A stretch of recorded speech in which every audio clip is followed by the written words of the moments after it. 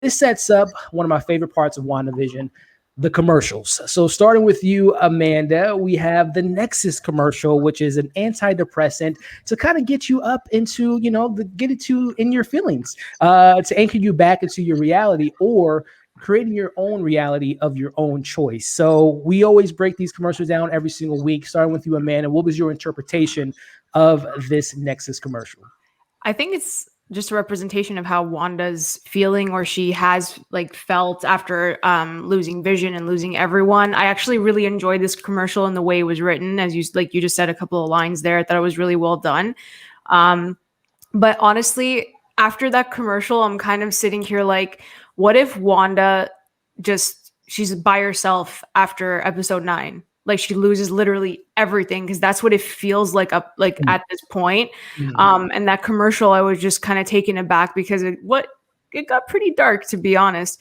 So yeah, it's all about how Wanda's feeling. Like, I'm happy we got back into that style of a commercial, because the Yo Magic one just threw me. I was just like, what is this? Why are we seeing this? But I think the commercial worked really well to display Wanda's feelings in this case, and where it could go after the series is over. Interesting. Chris, man, what was your interpretation on this commercial? And I guess just from a fan perspective, was it one of your favorites, least favorites? What was just kind of your take on the Nexus commercial? Yeah, I'll be brief here. It's probably one of my favorite commercials, and it was one of the most easy to understand. It was very clear. There was not a lot of innuendo. From what I understand, Nexus as a name is kind of like a multiverse type of signaling, whatever, and all that kind of stuff. But just what the commercial was actually, conveying was very clear. All the side effects and stuff like that. At the end, you still might be depressed. It was some pretty dark shit. So I thought it was well done compared to Yo Magic was so weird. I was like, what the hell is that?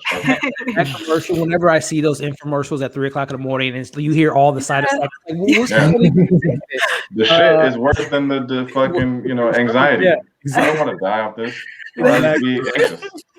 Q, man, how did you take in this commercial in regards to this Nexus antidepressant pill that you can create your own reality of your choice? Yeah. I was thinking about this too. Are these commercials maybe representative of the Infinity Stones a little bit? As far as the commercial goes, I thought it was done very, very well. I love the shot when she's in the bed like this and she just gets up and walks like that. Yeah. That was really cool. I was that was pretty creative. The whole commercial itself is creative, and yeah, this one was.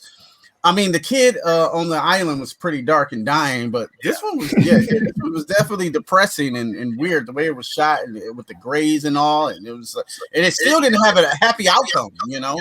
Still didn't really have a happy outcome. It was depressing the whole entire way. So I guess this represents kind of where we are at theoretically in the story, or could these be Infinity Stones? Could this be the Reality Stone, the Death Stone, things like that. But I don't know. I'm just spitting off the top of my head with these commercials, though. But I love the commercials. I think I think this one was very well done. It might represent where we are within the story. You bring up a great point, Q. I think there's a lot to be said about that commercial, not only from the show and Wanda's her mindset, but also a lot of people are mentioning in the chat, like James, there is and you even mentioned it, Chris, regarding that there is a connection to the word Nexus in the comics regarding reality, and Wanda being someone that can go against different multiverses. But Michael, man, how did you take in this commercial? And again, just a greater, not only just perspective of where Wanda's at, but just a greater good of the MCU regarding maybe some undertones or a double meaning with this Nexus antidepressant. Well, this commercial was definitely like a Marvel Comics deep cut that I didn't think. I was like, "Ooh, they're going here." So for people that don't know, so there's two things that are involved with the Nexus. There's the Nexus of all realities, which is basically like a gateway that can lead you into anywhere in the multiverse, and it's protected by the Man-Thing, and it's in the Everglades. But then specifically when it applies to Wanda, in West Coast Avengers 61, which came out in 1985. I pulled it up right here. It's the first. I don't know if you can see the glare, but it's the first time that they revealed that Wanda herself is actually a Nexus being. And basically what that means is she's in every single reality, there's what's called a Nexus being. and they are super powerful, and they can exist within all throughout different timelines, and they also connect to the Time Variance Authority, which also can connect to Loki if they play it smart. And Wanda, and that's where she gets a lot of her power and her ability to manipulate reality, and why a lot of high-powered beings watch her and are afraid of her. Like the Phoenix Force is Wanda is so powerful that even the Phoenix Force is afraid of Wanda, and why they were so scared of Wanda having kids, because if she were to have kids, her kids would be on par with like the mystical forces of the universe, like Eternity, Galactus, chaos and order, and things like that. So them referencing Wanda being, Nexus, I'm like, oh, that's her being a Nexus being. There we go. So yeah, going into this connecting to Doctor Strange and the Multiverse of Madness, it's like, well, if they're saying Wanda's the Nexus, then yeah, I guess that makes sense. If they're going that deep, there you go. Hey, you this are is the encyclopedia. Hey, that's why I got Michael on the show. Hey, man. Wanted to give you, because that was something I had in my notes and I was going to bring it up, but you did a great job, and Michael, in breaking that down. And it's a lot of deep cuts there, guys. As Michael said, it's something not to only look into with this show, but it does mean something for the greater MCU, and particularly Doctor Strange 2, Spider-Man 3, Multiverse of Madness. Great points you brought up there, Michael. And Shalon, man, just following up to just your interpretation in the commercial, what after now this educational course that we got from Michael, just kind of your thoughts on what that commercial could what it could mean now in regards to the context. I do want to piggyback off that, because I feel like the commercial itself, I do feel like it's more, as we're watching the show as the audience, I do think there's a higher being or a higher order of someone on the totem pole watching Wanda, which will explain why her powers are on the fritz, because it seems to me like we knew she was powerful. We always known, but for her to create this world, and they're trying to, with Agatha being involved, like who would put her on there? And now that we're seeing a commercial about the Nexus and seeing that Wanda is a Nexus being, and we know she's in Doctor Strange 2, which is the Multiverse of Madness, and that's like you said earlier about 8 months later during Spider-Man 3, they talk about the multiverse. So there has to be a higher being up there who is watching Wanda, who's maybe feeding off of Wanda and trying to tap into her powers. While Hayward is trying to get to Vision, someone seems to be trying to get at Wanda, because we know her emotional state is tied to her powers. So as and now her kids are missing, and it's the moment that her kids are missing, Agatha makes herself like aware, like, hey, it's been me this whole time.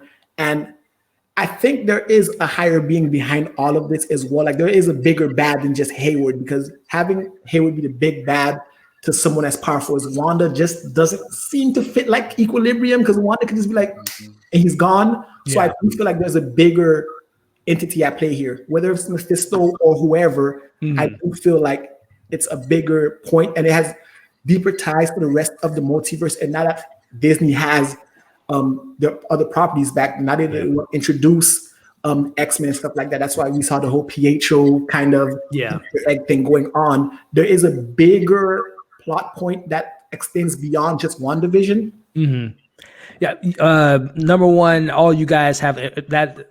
This is why I do these every single Saturday. I love these deep dive, these discussions. And as you guys just kind of wrapped up there, I think that commercial is maybe one of the most important commercials of the entire series. Like Q said, I think, Q, you're onto something about the Infinity Stones. I don't know if this show is going to use Wanda as a gateway, as we talked about the multiverse, to bring back Infinity Stones, because something that I will never forget about the MCU after Endgame, this reality that they live in, 616 Prime Earth, they don't have any Infinity Stones. And as we know in Endgame, as the Ancient One was telling the Hulk, when you take out an Infinity Stone of reality, it disrupts the whole reality. So this world that they're living in, they have no reality. They have no Infinity Stones. So I think Wanda is going to have to be some type of gateway to bringing back Infinity Stones, to recreating it in her own light, to bring some type of order, a la Doctor Strange 2, into reality, because everything is madness going on, as they've alluded to in that subtitle.